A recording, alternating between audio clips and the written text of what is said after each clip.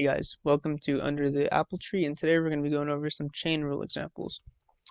Now, you probably learned about the chain rule in your calculus lecture class, and the professor went over the chain rule, and you looked at the examples he was doing, and you thought, you know what, this isn't so bad, I got this. But then you get home, and you open up your textbook, do some homework, and you realize that some of these examples are a lot more difficult and involved than what the professor is going over in class. And so if you're in this boat, this video is for you. We're going to be going over some of those more complex and longer problems. And the truth is, conceptually, it's about the same. It's just a little bit more work as far as algebra goes. And if you don't really know where to start, then that's going to give you some troubles too. So I'll show you where to start, and I'll show you how to handle these long problems. Let's go ahead and jump right in. So the best place to know where to start is the innermost function. Or not function, but term, because it's all just one function, right? So we have sine of tangent of x squared plus 3. Well, let's look at this more closely. So we have a sine. Inside the sine, there's a tangent. Inside the tangent, x squared plus 3. There's nothing inside x squared plus 3. So that's how we know what our first derivative is going to be, x squared plus 3. And hopefully at this point, this is a really easy derivative for you. It's going to be 2x, just derivative of that first one. Now, unlike product rule and quotient rule where you add and subtract the different derivatives, you multiply them. Put a dot there. Our next term. So what's the one thing that's outside of x squared plus 3? Well, tangent. We're just working our way backwards from where we counted in now. So what's the derivative of tangent? Hopefully you've learned this and hopefully you have it memorized. If you don't have it memorized, I hope your professor will provide you this derivative, because it is really just memorizing. But the derivative of tangent is just secant squared. So secant squared. Now sometimes people have trouble figuring out what goes inside secant squared. So I'm just going to do a little note off to the side over here. Tangent of x, the derivative of tan x is secant squared x. Alright, hopefully as you know. And so we're just going to let this first term here, this x squared plus 3, we're going to let that be our x. So what happens is your secant squared x is just going to be secant squared x squared plus 3. So whatever was inside the tangent is going to be what's inside the secant squared. And now we're on our third step here, our third derivative. There's only one more thing we haven't taken the derivative of, and that's our sine. It's the last one right there. Give it a little underline. Sine, derivative of sine. Hopefully this is an easy one. Cosine.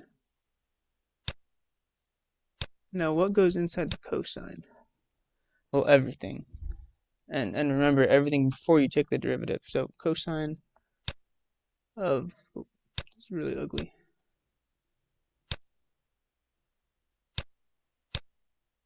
Cosine of tangent of, and then our x squared plus 3. This is actually the answer. This is the correct answer. It's not simplified, but it's the correct answer. Now you could go ahead and simplify, but the truth is I really do not recommend simplifying unless the teacher explicitly asks for it on like an exam especially. If you're taking an exam, you have better things to do than to be simplifying. Not to mention, you could make mistakes when you're simplifying, and that'll get you points off. Now, as soon as you get to this final answer, unless you're commanded to simplify, do not simplify. Alright, let's get on to our next example. Natural log of cosine of the square root of x. Okay. So, let's do the same process again. What's the innermost function? Okay, well, we have a natural log. What's inside the natural log? Okay, there's a cosine. What's inside the cosine? Oh, okay, square root of x. Underline that. So what's the derivative of square root of x? Just going to be 1/2 x to the negative 1/2. That's just simple product rule. Not product rule, power rule, excuse me. Okay, well, what's the next thing outward? Looks like it's a cosine. So what's the derivative of cosine? Hopefully you have this, you know this, it's memorized. It's going to be a negative sine And let me redo that negative. It's at the bottom, in the middle. Negative sign. And then so what goes on the inside of that sign? The first thing we took a derivative of, which is just going to be x to the 1/2. But I'll just draw out the square root. Okay, sine to the negative 1/2 is inside our sign. Now what is going to be the last term we do? It's going to be our natural log. So what's the derivative of natural log of x?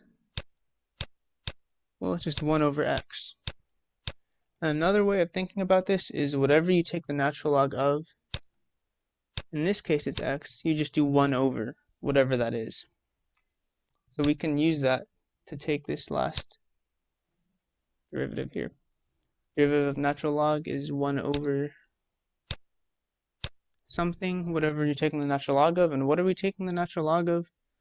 Taking the natural log of this whole thing. So that's what's going to be in the denominator.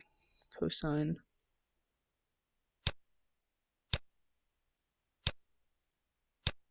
square root. Okay. And that's our answer. We're done. But like I said, you can always simplify. Like for example, this sine and this cosine could become, you could make a tangent out of that and you would get negative tangent square root of x all over 2 square root of x. Like these are both the correct. I mean, they're the same thing. You're saying the same thing. But if you're on a test, leave it like this, guys. Like don't waste your time. This is just mindless algebra or trig or whatever it is. It's not worth your brain power. It's not worth your time. Move on to the next problem. And if you do have time, I guess you can come back and simplify, but there's really no need to. I really recommend against it. And here's the last one. The square root of sine 6x cubed plus 2x. And a lot of people, for whatever reason, really get thrown off by the square root. And you could rewrite it as I did here. Let me make the font larger. There you go.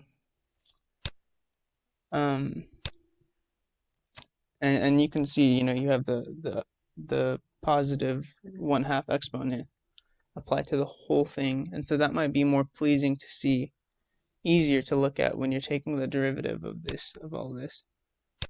And you'll see this is actually one of the more simpler examples we've done today. It's not too difficult at all.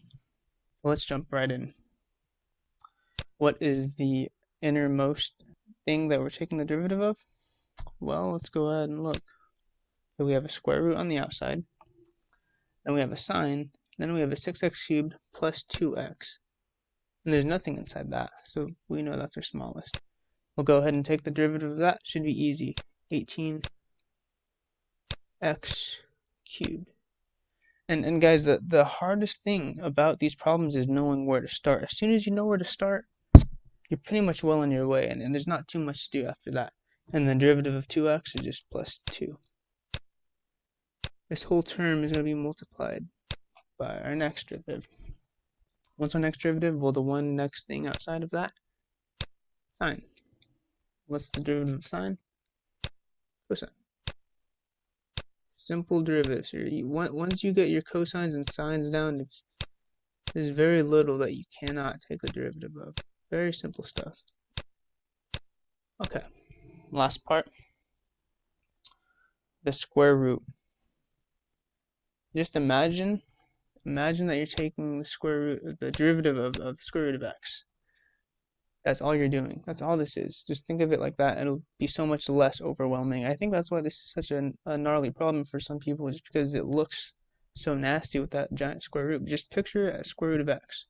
What's the derivative of square root of x? Well, 1/2 times, and then the whole thing to the negative 1 exponent. What's the whole thing? Just this in here.